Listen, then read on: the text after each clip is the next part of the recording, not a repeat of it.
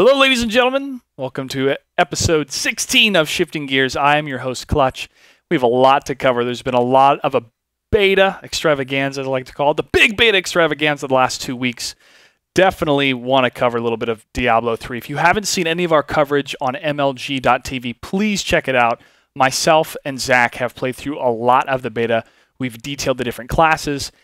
And I gotta tell you, the Wizard was definitely my favorite class from BlizzCon, but right now, the Monk might take her place. The Monk plays amazingly, and the incredible combo system that you can do with that character class further makes me even more excited for that game. I know we're all heartbroken that it got pushed back to 2012, but if we know anything about Blizzard, it's that their track record is pretty pristine, and they really won't release a game unless it's ready.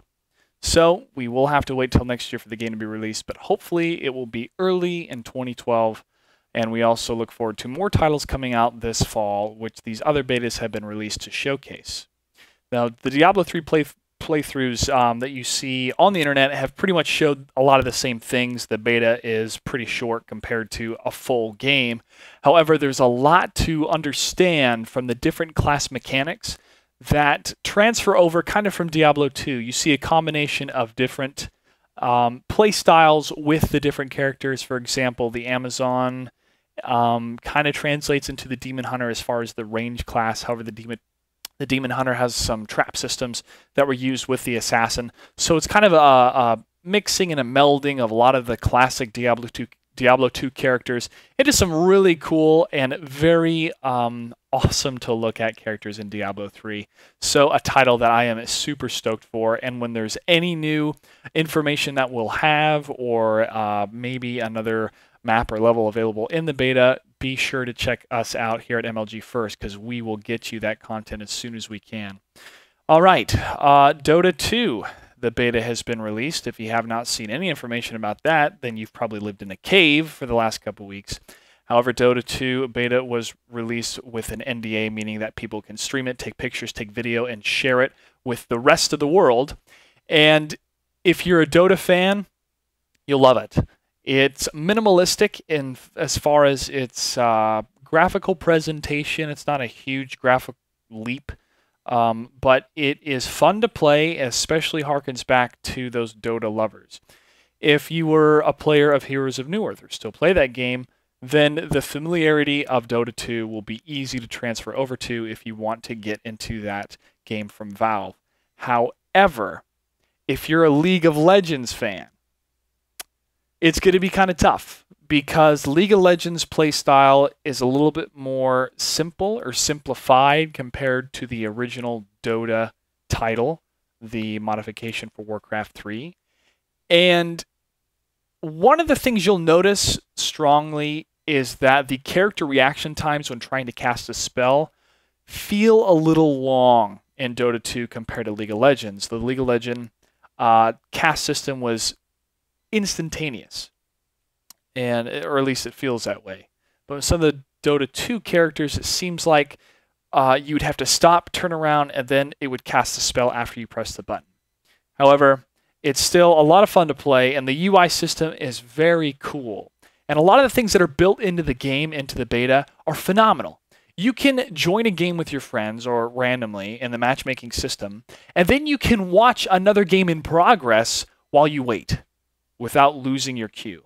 That's pretty cool. And it also has a slot for broadcasters, for 2 broadcasters in the game that automatically join the game and have access in an observer-type mode.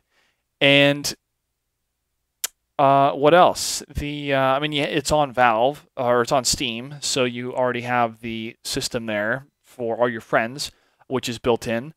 And the characters are pretty much the same as Dota. I wasn't a big Dota 1 player. I never really got into that scene, but I'm a huge League of Legends player. So I know on the internet there's a back and forth rivalry between the two kind of forms and play styles. But there's room for both for me, and I am excited to play more of Dota 2 to get a better hang of the different characters and the different gameplay style that is different from League of Legends. Well, speaking of League of Legends Dominion has been released. It was kind of in a beta mode for a little while there, and now it's officially out. And if you want to talk about a fun factor, that's definitely a game to play. It is so much fun. The capturing system adds a unique dichotomy to the entire MOBA style.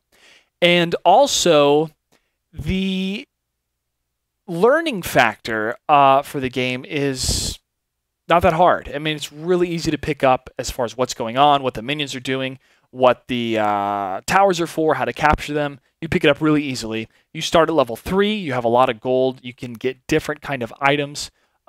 So I've really enjoyed it, and a lot of people are saying the same thing. I don't think it will completely replace the original League of Legends map tile set, either the 5v5 or 3v3, but it really adds something new and fast-paced, and we think, I think at least, that it can definitely have a place in the esports realm. So it's a lot of fun. All right, well, I'm sure a lot of you are here tonight to watch Battlefield 3 beta, and we'll get to that.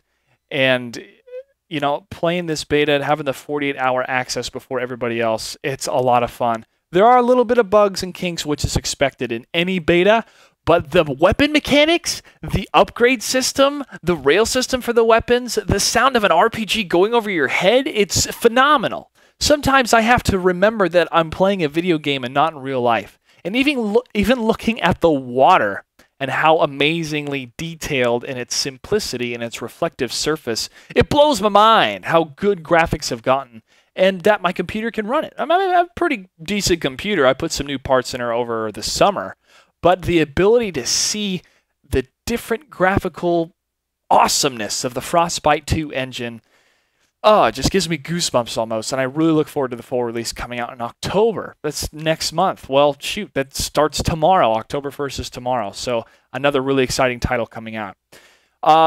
Gears of War 3 has been released. I've been playing a lot of that game as well. It's been a lot of fun, and to kind of sum up a lot of the fun I've been having, I have a short video here for you guys. I call it the Epic Headshot. Let's go ahead and load this up.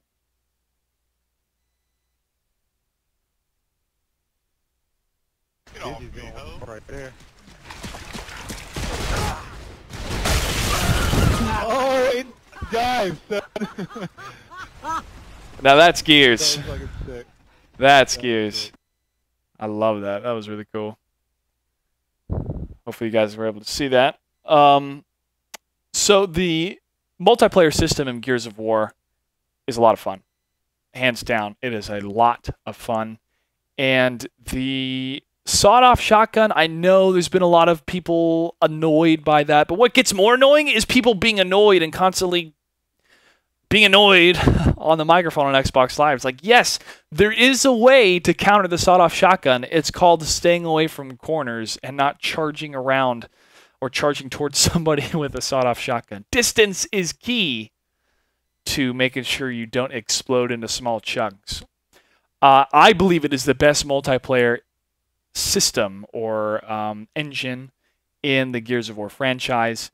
The balance, I feel, is great. I'm glad that they upped the damage of the Lancer a little bit. I felt that it needed that in Gears of War 2. The gun really didn't seem to do all that well, period. However, now it is a great fixed-fire weapon. Fixed-fire meaning that you have a fire team fixing fire on an enemy position so they can't move, and a couple of your friends or whoever's on the other team will flank them. I mean, that's how you play the game. That's how you win. Excited to see a lot of that on the pro circuit or on game battles in the future and watching the pros play that game. And it's really cool to know that Epic has worked with MLG to bring the greatest multiplayer experience they can in a Gears of War style and that third-person over-the-shoulder cover system, which is another, I mean, it's not a first-person shooter, but it's a really cool shooter system. And I really enjoy taking cover and all of the intricacies of the Gears of War franchise. So as far as the single player of the game, I'm not going to reveal any spoilers. The single player was an incredible journey. It really was. And if you've seen that video on Conan where he talks about how the game may be too emotional for hardcore gamers, there is some pretty deep parts in that game emotionally. However, I felt that the ending was lackluster. You went over a 3-arc story as far as the game being a trilogy, and you came to this ending, and it was like, yeah. So, like I said, I won't reveal anything, no spoilers. However, I did feel that the ending was lackluster. And hopefully we'll see, more downloadable content in the future. I feel the achievement system is fantastic in the game off the bat. I am driven to play the game to unlock more of the different characters, and hopefully the community will continue to rally behind it, and that's has been the case so far. So those have been the betas and releases that I've spent a lot of time on. And once again, guys, if you haven't seen any of the MLG coverage of Diablo 3, please check it out at mlg.tv. You can see the different playthroughs of the classes, and it was a lot of fun putting it together. Now, when it comes to esports, we want to support it. You want to tell our friends, we want to tweet about it, we want to post it on Facebook, we want to attend live events, or maybe go to a barcraft. But sometimes it's difficult to explain to people what esports is all about. To explain it to an audience that still believes video games are a cultural taboo, that video games are meant for small children or for lonely young men who need to do something else with their lives. However, that's changing, and it's been changing for a while now, and that stigma of video games is dissipating very quickly. But one of my favorite formats of sharing information is film. And as you've seen during our pro circuits, there are some documentary films in the works. And one of those films is called Good Game. I want to play a short clip for you that details what this film is all about. And sometimes pictures are a lot more important than words here. Let me get this loaded up. And it's not open yet. It's not done yet. Oh! That is a big line approach. Takes it on.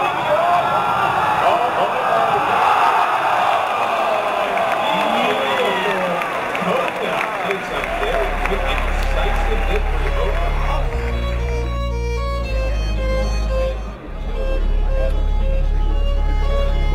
I'm E.G. Machine. I'm 23 years old, and I'm a professional StarCraft 2 player. Damn, I got.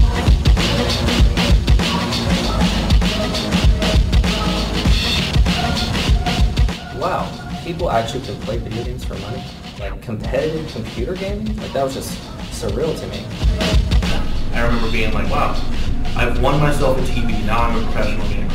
It's kind of like moments like that, you start to realize that you're basing your life around a game. If it's sustainable, if we can keep this going, esports is going to be absolutely huge. They all feel a sense of pressure because they do have this amazing training facility and they are practicing so extensively that now they really have to get results. I'm not coming here to be a top 10, a top 16 player. I'm coming here to win.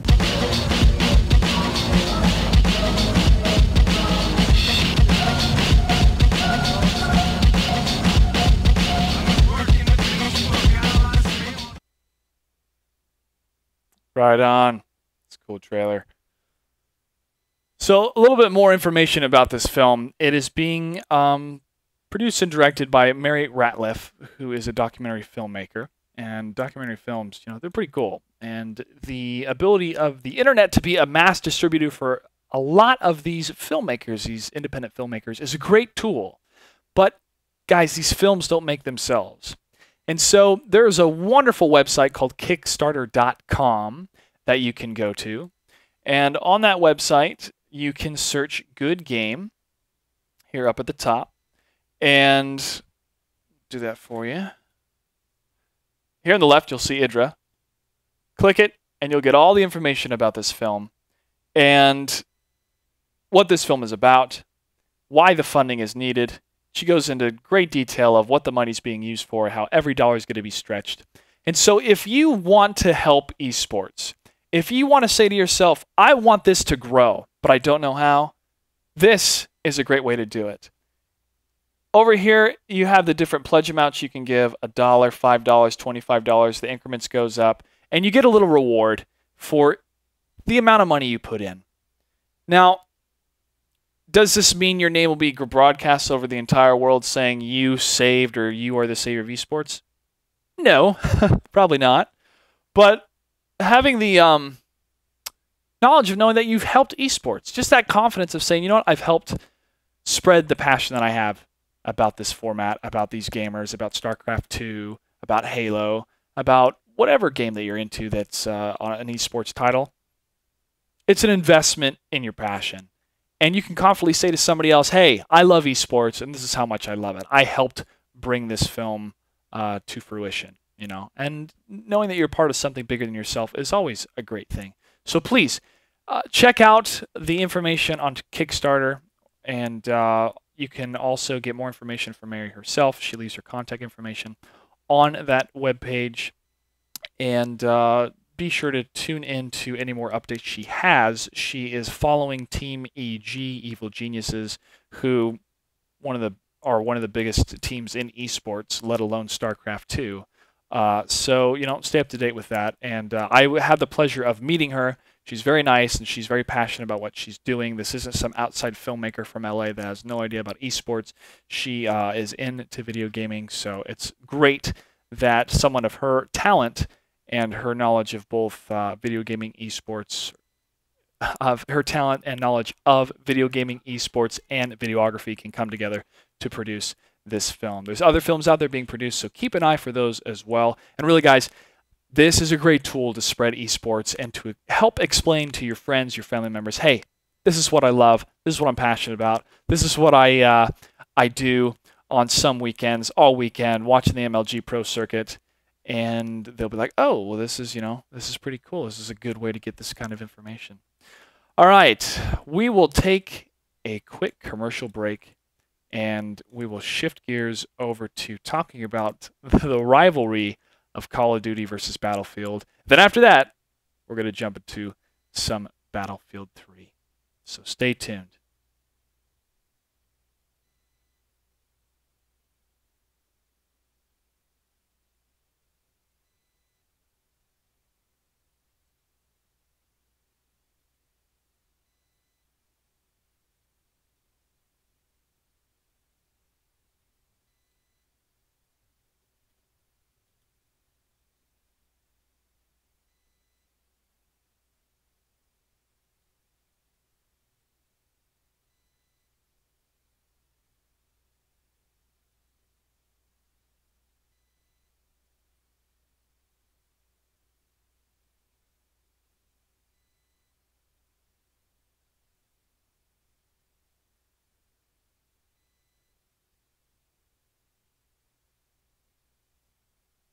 All right, guys, welcome back. So, Call of Duty versus Battlefield. The line has been drawn in the sand of the internet, and we have fanboys on both sides going nuts for each of their titles. We have Battlefield 3 coming out in October. We have Call of Duty Modern Warfare 3 coming out in November. Who's going to win? We win. Everybody wins. All right? This hatred back and forth is pretty strong. But I want to detail the strengths and weaknesses of both these franchises and where they come from. What's the history of Battlefield and Call of Duty? And it's all going to start with Medal of Honor, if you remember those titles. But first, you know, what is Medal of Honor? What's the foundation of these FPS shooter games that are based on realistic warfare? Well, if you didn't know, Medal of Honor was directed and produced by Steven Spielberg himself. And this video game continued the action of World War II from the films that he had made and also the miniseries of Band of Brothers. So as you can see, what was translated from Saving Private Ryan and Band of Brothers, the heroic actions of these World War II soldiers from America, are translated into single-player campaigns in video games. And what was great, you know, Steven Spielberg understood the technology of the day with the PlayStation and onto the PlayStation 2, of the hardware that was available, the amount of gamers that had enjoyed his movies, and how these games really could tell a great story. And these first-person shooter games really told awesome stories. So, with the evolution of the internet, all right, so people are getting rid of their 56K modems and they're going into broadband internet. This moved the potential of multiplayer formats within these single-player FPS games to a larger degree. And the ability to have more players online, larger maps, different mechanics you can have with weapons. I mean, just a lot of information you could pack into the multiplayer format of the game was possible for the casual player because their internet could handle it. Now, I wanted to highlight this guy.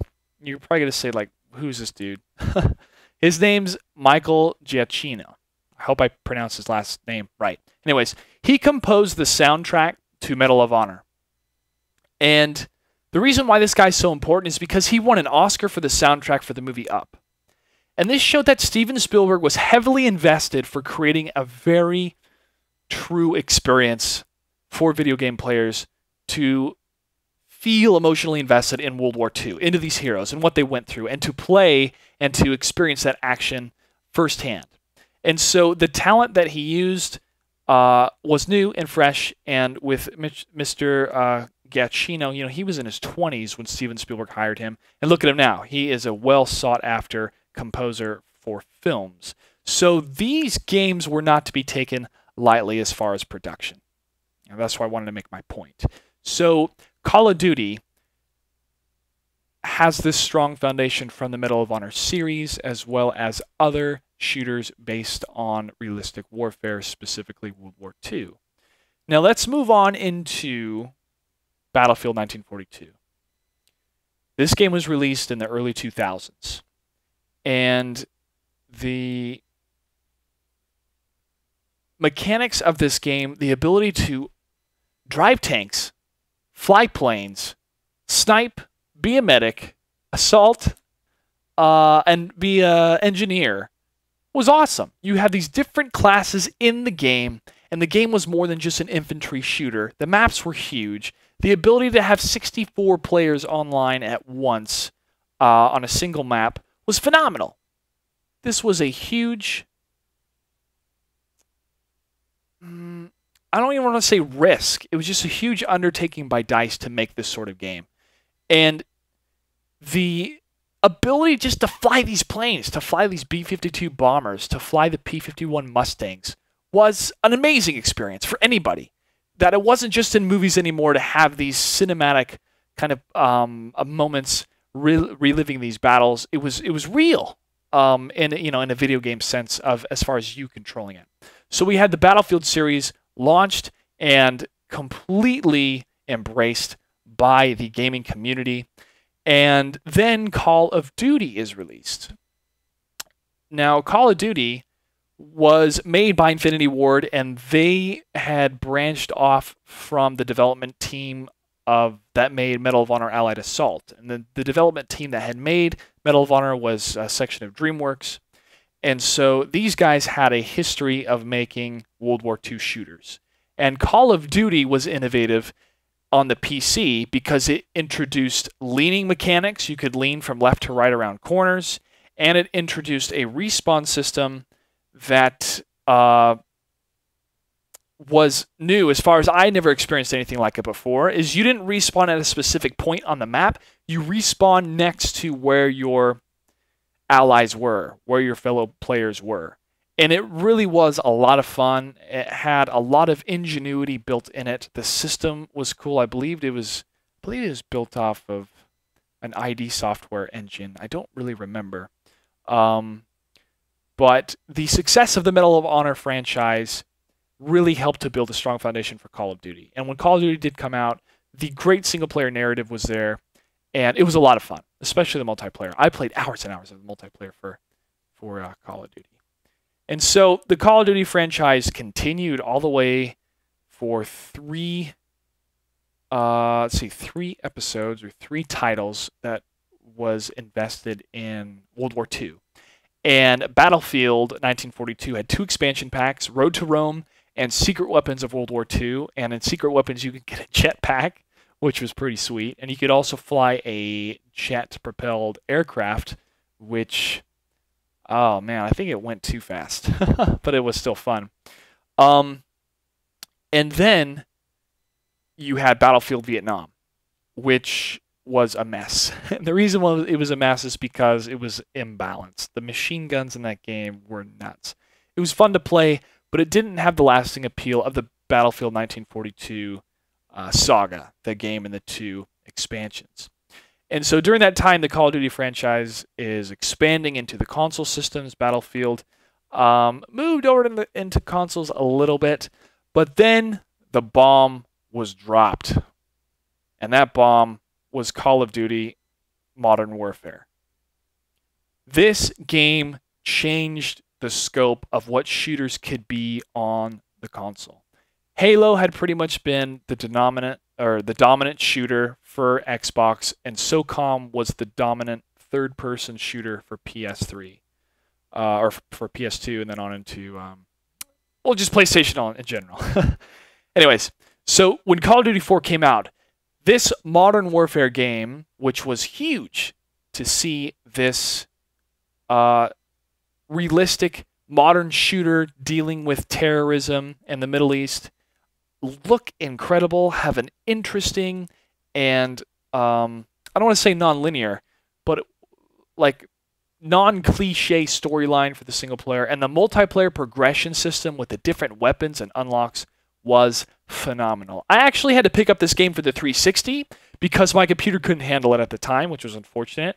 But that's when I became a proponent of, yes, shooters can work on consoles, and that was fueled by the HD revolution in the living room. People were getting HD TVs, they were wanting to get console systems to match their HD TVs, and they could play with their friends on bigger screens that cost less amount of money compared to years before. And so this HD revolution and this HD gaming revolution led to the console boom. And that especially goes into the Wii, which isn't like officially HD, but still it brought a lot of the gaming entertainment into the living room. And so PCs kind of took a step back, sadly, with FPSs because of the success of Call of Duty, especially on the console. And we saw Call of Duty World at War, and then Call of Duty Black Ops released afterwards. Of course, Modern Warfare 2. I feel that after Modern Warfare, the most balanced of the Call of Duty games has been Black Ops. Now, going back to Battlefield, there was 2142, and then there was Battlefield 1943, which was for the consoles. And yeah, then it went into Bad Company. Bad Company had a single-player campaign, which none of the other Battlefields had before. It was all based for multiplayer, and the single player is pretty much just bots to practice against. And it added the Frostbite engine. Now, this is the success of Bad Company, and what is going to be the success of Battlefield in the future is destructible environments. The Frostbite system, the Frostbite engine is incredible, okay? If somebody's hiding and camping in a corner in all sorts of first-person shooter games, that sucks because they're going to have the advantage of sitting there next to a corner while you have to come out there. You're not sure exactly where they are, or they'll have the spring on you, or they could have moved and will have a flank on you when you try to move to their position. So camping can get annoying. In Bad Company, if you had a camper, you could just throw a grenade at the wall he would be next, and the grenade would explode that wall and maybe kill him in the process. No more cover. Oh, yeah, of course, Battlefield 2. I was going to get to that when I get into Battlefield 3. Thanks, Thom. The Frostbite system was pivotal for the progression of Battlefield. Now, Battlefield 2 had jets, all right? Who doesn't want to fly jets? Who doesn't want to fly helicopters? Who doesn't want to go prone? I remember when Battlefield 2 came out and having the modern day style, the modern day weapons, the modern day conflicts go on was fantastic. Yes, there were some bugs, but the command style, the command, what do I want to say? The position, the commando, it's not commando, the commander. Wow, it's been a while since I played Battlefield 2. But the commander where you could launch artillery, you could tell your special forces guys to blow up the enemy artillery or UAV station or scan station was incredible. And the mods for BF2 were fantastic, especially Project Reality. That game felt a little slow sometimes, but when you had Mumble, Mumble was a system that you could use to hear your teammates and other people talk, and it worked as far as if you were close to them, they would be louder, but the farther away they were, the softer they would be. So it was almost like realistic sounds of them talking. But one time I was next to a building, and I believe some insurgents were inside, up on the top level, and I could hear the guys talking back and forth because they were using Mumble. So I threw a grenade up there, and I heard him say, "Oh, grenade!" and it exploded. And that was one of the greatest experiences I've had with Project Reality. But as far as Battlefield 2, that it felt like the guns in that game were Nerf guns almost. They didn't do enough damage, and there needed to be a better mode. However, I flew jets mostly in that game, but it was a lot of fun. The class system was fantastic. The vehicles were great, and the tacticians you had to use were pivotal in winning. You had to work as a team. You had to have one team go for the capture flag point. You have another team that was recon, and not everybody could snipe, So the open system and the open maps in Battlefield 2 was fantastic. Now moving on to Bad Company. Sorry, I didn't mean to skip Battlefield 2. I was just so excited to talk about the Frostbite engine. Bad Company 2, I felt was had the greatest multiplayer experience for an FPS in a while for the PC. The destructible environments with Frostbite was fantastic. I mean, destructible environments, like I said, trying to get rid of a camper was great. Flying helicopters was fantastic. And guys, one of the most important parts of the Battlefield franchise is the bullet mechanics. Having to lead your target is really important in real life. All right? Bullets don't instantaneously travel all the way across the map to kill an opponent. The bullet mechanics in Battlefield, where you have to lead your target or aim slightly higher because the bullet will drop, adds a realistic challenge to the game. And that is another reason why I thoroughly enjoyed Battlefield, especially for the PC. I don't think that kind of bullet mechanics or understanding of how those mechanics work would have worked as well on the console, because console shooters are more used to auto-aim and painting their target instead of having to lead their target. Now this is different when it comes to Call of Duty. Call of Duty, you paint your target, you shoot, bam, they're dead. It's a tighter arcade-style game. So the differences between Call of Duty and Battlefield going over the years is Battlefield was PC and Call of Duty moved over into the niche community of the console. Battlefield tried to get into that console community with Bad Company, but still Bad Company 2 felt the best on PC, for sure. Now that brings me to Battlefield 3, which feels like a marriage made in heaven of Battlefield 2 and Bad Company 2, with some elements of Call of Duty that work. The bullet system is there. You have to lead your target, you have to aim higher. The farther distance is to your target, so the mechanics are there for the bullet system, which everybody loves. Still no vehicles available yet in the Battlefield 3 beta. There is no leaning system in Battlefield, which there hasn't been in any of the other franchises. However, the unlocking system in Battlefield 3, the ability to customize your weapon with flashlights, with grips, with different barrel systems. You can have different shotgun shells for your shotguns, and you can add tactical lights to your weapons. You can have laser sight. You can have a thermal sight. I mean, just breaking down how a weapon really works in the real world and how to add those attachments as a customizable system is fantastic. So the infantry mode itself in the Battlefield 3 beta is great. Love it. I really look forward to flying jets because that's kind of my specialty, and I love doing that. But however, the game feels fantastic when it comes to the infantry system. It is sad that they have announced there'll be no mod support for Battlefield 3. I don't know why. I don't know why they wouldn't release mod tools or have a development accessibility to the Frostbite 2 engine. I'm not sure. I mean, they can bring out press releases of why they want to do that for security reasons or issues or whatnot, but That's what makes PC gaming so great. Is mods. Is people can modify or add completely new gaming modes on games that are already built. We wouldn't have Counter-Strike if the Half-Life code wasn't available for modders. So hopefully they'll change their mind, but the system itself, when the game is released, I feel is going to be a great success. And as we'll see here in a couple minutes, the Battlefield 3 beta is a lot of fun. I just hope that they release some more maps here pretty soon. So, if you enjoy Call of Duty and the tighter arcade-style gameplay, then so be it.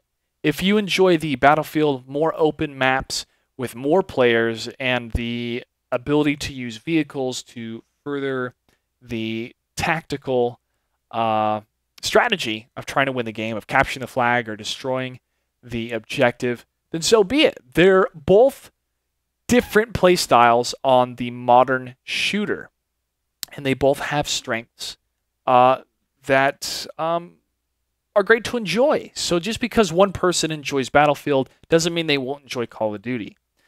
Now, I plan to get Battlefield for the PC, and I plan to get Call of Duty Modern Warfare 3 for the Xbox 360 because I've played the other two for the Xbox 360, and I will connect to more of my friends on there compared to the PC. Plus, my brother plays football out in San Diego for a college out there, and him and I, in our downtime, try to play some Call of Duty together. So it's more of an associate thing of who I play with as far as why I'm going to get it for the console for Modern Warfare 3. But I'm telling you guys, Battlefield 3 is meant for the PC, okay? You want to have 64 people in your match. You want to have the ability to use a mouse to shoot, okay? In my opinion, a PC gamer will always beat a console gamer because of the keyboard and mouse. And another thing that I'm really excited about for Battlefield 3 is Prone. Prone is awesome. I have missed Prone for a long, long time in the Battlefield series. I did not have Prone in Bad Company 1 and 2, so thankfully, Prone has returned. All right, so let's talk about the esports dynamic here. Shifting gears into what does this mean for the potential of esports for Battlefield 3 and Call of Duty Modern Warfare 2. We've already seen the Call of Duty system work as an esport with the current title Black Ops. Okay, so can Battlefield translate into an esport? I will submit that yes, it can, but the game has to be limited. And what I mean is, from an observer's perspective, from an audience member's perspective, the people that are paying the money to watch the game, all right, they want to see something they can follow, that's quick, and that's fun to watch. Battlefield takes a little bit more patience than Call of Duty because it requires more placement, more tactics, more cover system because of the map scale and using squad-based tactics. Call of Duty, it's a lot faster paced and it's more of an arcade style. So if Battlefield 3 was going to be an esports contender as far as matching the audience excitement and all around like hype mode for an esport, it'd have to be a smaller infantry-based map, and it would probably be like 5 to 10 people as far as, in my opinion, being added to a continuous esports venue such as MLG. However, there are tournaments that are cropping up for Battlefield 3, so it's not like there's not money to be won or tournaments to be played.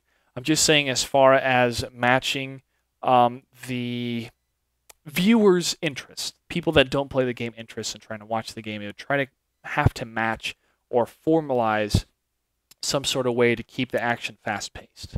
So, just my opinion. But yeah, there's definitely tournaments coming out for a lot of money, and the competition is definitely there. I just don't think it'll be as good of a spectator esport being so large and incorporating all the game. However, if people would love to watch me fly jets and blow stuff up, I would welcome it. All right, we are going to take a quick commercial break, and then we're going to start some Battlefield 3 beta. I will answer your questions when I'm able to look at the chat, and you can suggest different weapons, different classes for me to choose. Unfortunately, it's only the same map. So we will be right back.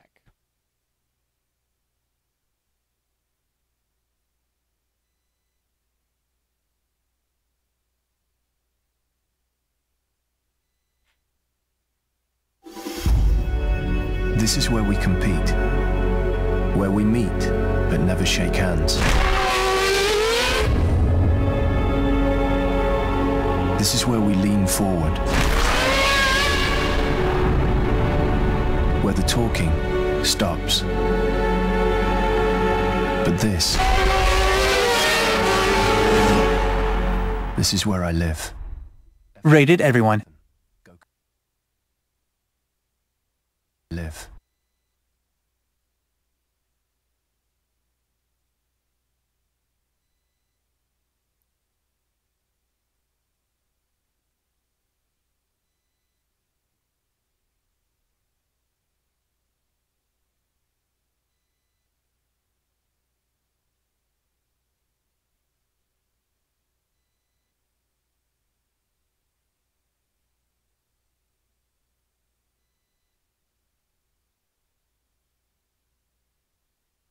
All right, guys, welcome back.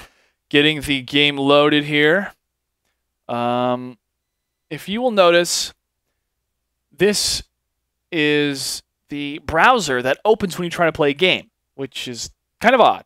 But that's how it works. You press Quick Match, press Join Server, and the game will load up. And if the stream stops for any reason, it's because this beta client is a little bit buggy as far as trying to broadcast it, but I will restart the broadcast client as soon as I can, and the stream will be up probably in, I don't know, 10, 15 seconds. So I apologize if that happens, but it most likely won't. But just in case it does, we will be prepared. All right, so this is the battle log. It is now loading the level.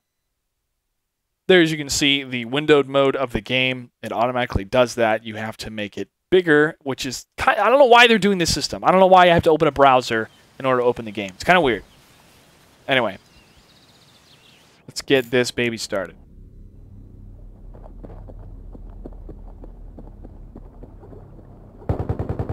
I'll add it over to the game source so it is easier to watch here, and it'll be less laggy, trust me.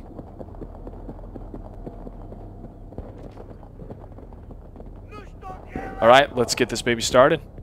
So I'm going to spawn as Assault. I'm going to spawn on my squad mate here, and unlocked a couple of the attachments for the M416. Oh, there's a bad guy. He's dead, and I'm dead. Gosh darn it. So you saw the red triangle on him, means he was spotted. You can spot the enemies by pressing Q. You can also call out for medical attention or ammo from Assault, which holds the medical provisions, or Support, which holds ammo. They will see the symbol on you automatically, but if you're next to them, you're going to press Q to ask for ammo. I'm gonna fuck them up. Right now, we are defending, so I need to find a really good spot here, which I see over by these Oh, gosh! Came from the left. I got rocked.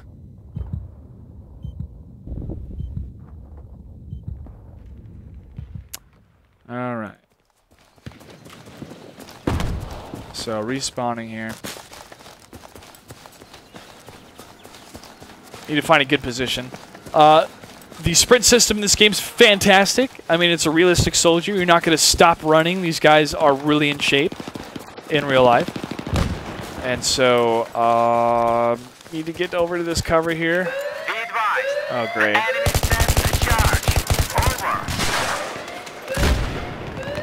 Need to defuse. Please cover me, team. I got it. I got it. I got it. I got it. Don't push me into... That was close. Somebody was behind there. Look at the water. Probably gonna dive. I want to show you guys the water here. Doesn't this look beautiful? Like you want to swim in it? It's fantastic.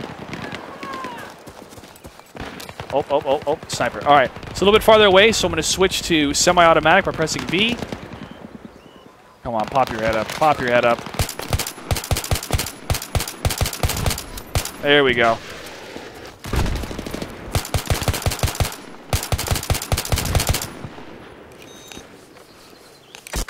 He's not going to make it. Got to get to cover. Reloading. All right, now I'm at a good spot.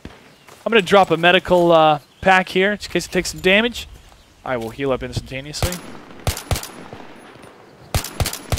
Shoot at these marks here. I don't have a good trajectory with those bullets.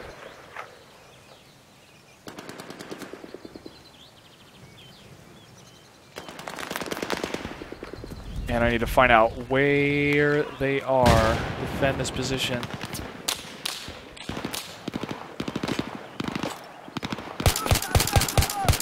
That's right. Get out of here. That didn't kill him? Oh, man. It's not good.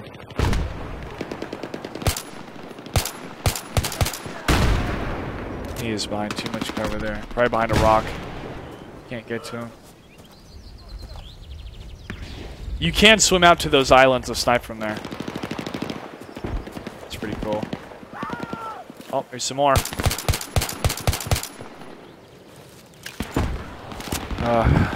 advised, we've spotted an enemy sniper in your area. Over. Gotcha.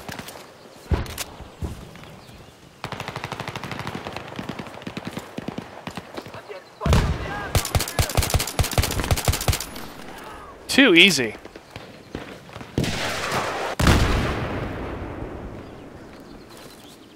So I'm going to run up. I'm going to use this smoke as some cover here. These flames are a little hot. Get in the bushes. Don't see anything yet. I can't advance too far because I'll be in their spawn and they will kill me after a countdown, which is happening right now. Now see, I got a suppression assist. It means I was firing at that enemy while he was being taken down. Suppression is great because it can keep an enemy behind cover while somebody else flanks him.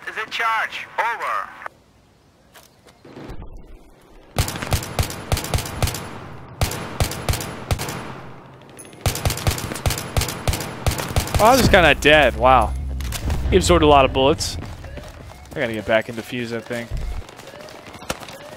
Not good, not good. Go, go, go, go. Oh, no, no, no, no, no, no, no, no, no. Dang it. They got me. Should have stayed.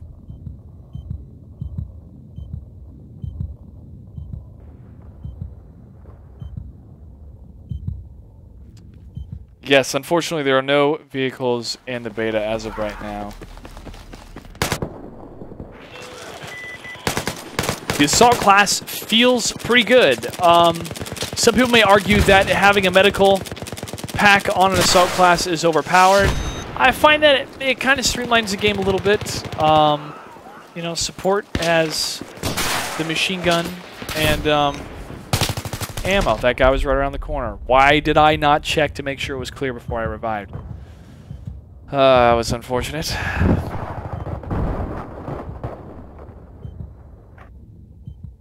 Alright, so all my squad mates are dead, so I have to deploy at the defender deployment there.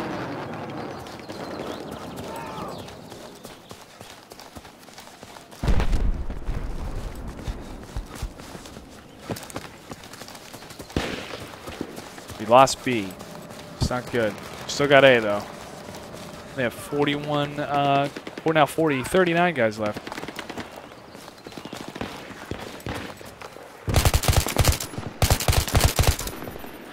Gotcha.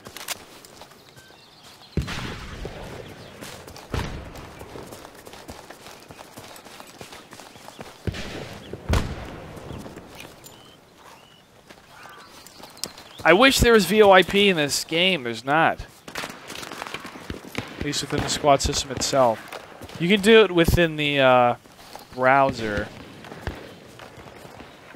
but not in the game.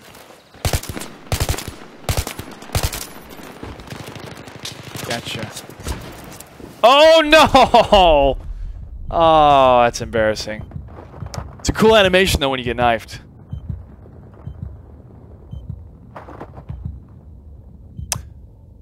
Slydog, yes. I've seen lots of advertisements of servers that will host, that have been hosting their own Bad Company 2 servers. So, pretty sure that, yes, you can host your own servers.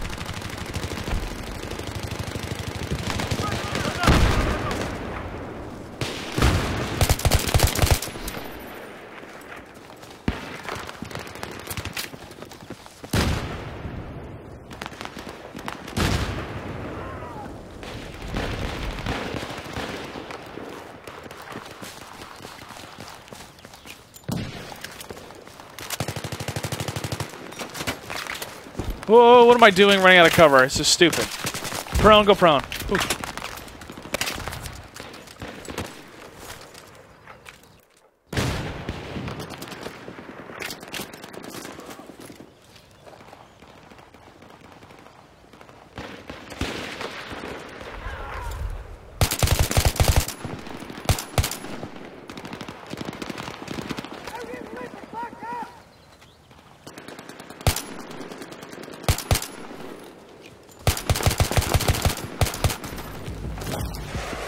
Okay, just gotta kill 8 more of them, we win.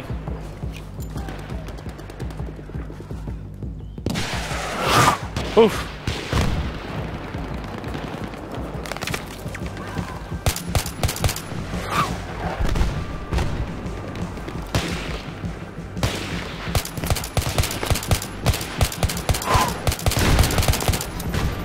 Got him. There's 4 more.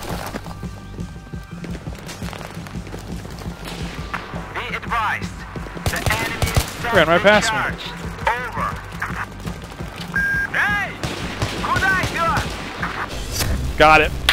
Nice. Whew. Oh yes, my username is Clutch8, as you can see. Got 3rd in that match, not bad. I have played Assault more than any other class. Support has been the class I've played less, so I'd love to play some of that tonight. If you guys have any tips or tricks for playing Assault, please let me know, because sometimes it's hard. Just sitting there with a machine gun trying to fix fire. But hey, that's how you win. Got to work as a team. Got to use those class specifics to their advantage to strengthen the situation. And unlock more of these weapons here. I really enjoy the shotguns. The shotguns are freaking awesome. Oh, is that true, Analyze? Support's the easiest to rank up. Good to know.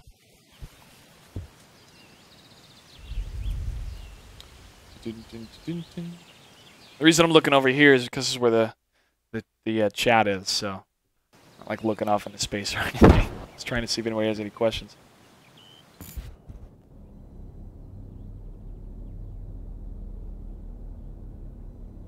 PP2. I do have the PP2000, I believe. I also unlocked the grenade launcher, but I don't think you're able to use it in beta, which is unfortunate because I would love to use it against some people. Mainly smoke grenades. Smoke grenades would really come in handy for getting to different positions. What? He's got a little robot. Check that out. I'm engaging. Go, robot, go. No, no, robot, live. Dang it. Oh, I'm alive. Okay, so I've revived. I can press a button. Oh, jeez. To choose to accept or not, I definitely accept. However, I have got to get some better cover. Grenade out. Got him. Be advised, charge has been planted. Alright, be advised, we got a hostile sniper in the AO. Over. We're gonna get it. Nice! That's how it's done, gents. That's how it's done. The enemy has defused the charge. Over. Oh, suck. Be advised, enemy. Area of operation. Proceed with caution. Over. Oh, oh, oh, oh, oh, oh.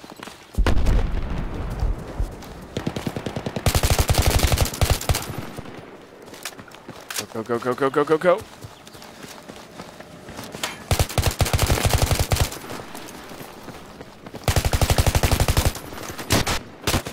Dang it.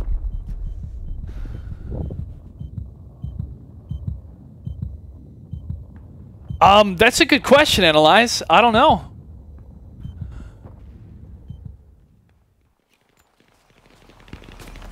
I was wrecking base though. Scotomer, maybe you're right, but you have to have the underbarrel carriage. But I put it on, and then I don't know how to put on the, oh, hold on. He killed me? I shot him in the head and he killed me? Okay, anyway. Yes, Sly, I have been practicing. I have been more patient. This game takes patience and it takes tactics. It really does. You really have to use cover. Not just in Call of Duty where you be at the right place at the right time in a map because of the spawn times. You have to use the cover on the map. And hopefully your teammates will cover you when you're moving. You switch to semi-automatic. Not to say there's anything wrong with Call of Duty, it's just a tighter, more arcade-style game. So, this one is more warfare-like.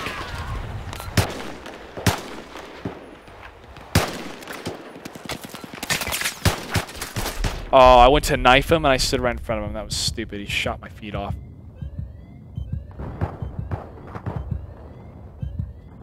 Yes, Analyze, that's very true, and I would love doing that in Battlefield 2. I love being the commander and giving those commands like, second squad, I need you to parachute in behind using the Black Hawk and destroy their artillery system. They're like, yeah, we're on it. That was so much fun doing that.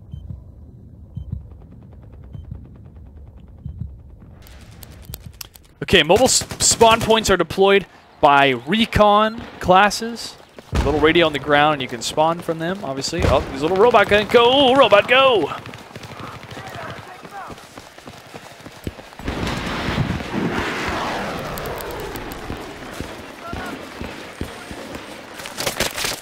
Oh, gee, oh gosh.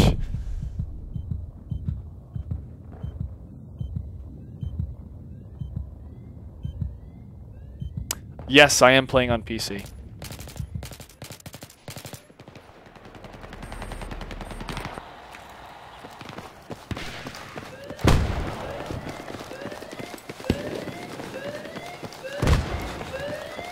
Alright, we've got to protect that thing.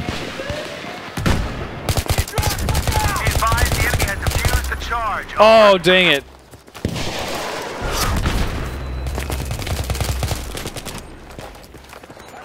Go, defuse, I'll cover you. See if you can hear me. Charge has been planted. Over.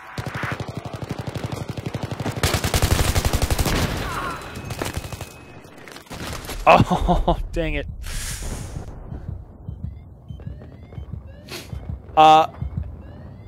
Eraditosk, I have not seen any Caspian Border games for the PC yet.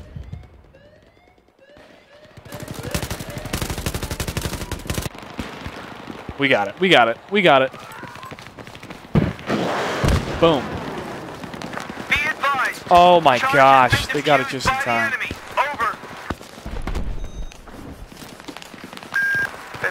It's not gonna make it.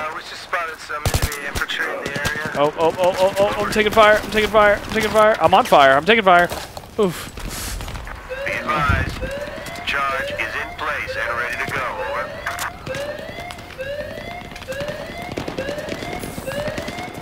Really? I use Chrome, so that's interesting.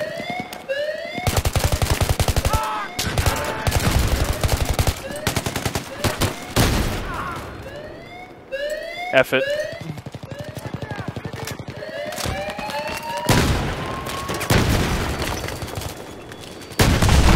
We got it. The base is now controlled. I repeat. Oh no, oh no, oh no, oh no. He's targeting me with that laser, man, trying to take me out. You saw that red light on my face, that was his laser from his gun, trying to distract me.